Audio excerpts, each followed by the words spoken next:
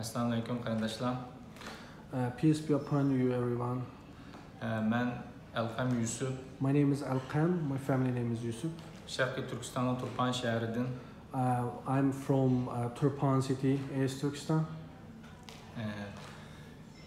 2017 yili 7-oyning 7-oy atroflarida otam akirib ketildi. 2017, about July, my father been taken to the detention. Shuning yoqi hech qanday aloqasi bo'lmadi. I have no further information since then. Ta hozirgacha hech bir aloqasi yo'q. I don't know where about he is. Dadamning ismi Yusuf Hamdul.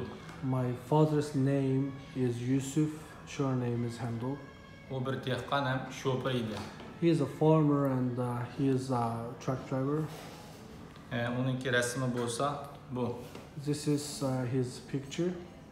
Ta hozirgacha qo'yib berilmagan. He is still under detention.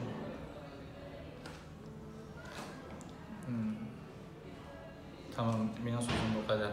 Yeah, that's all, everyone. Thank you. Please help me.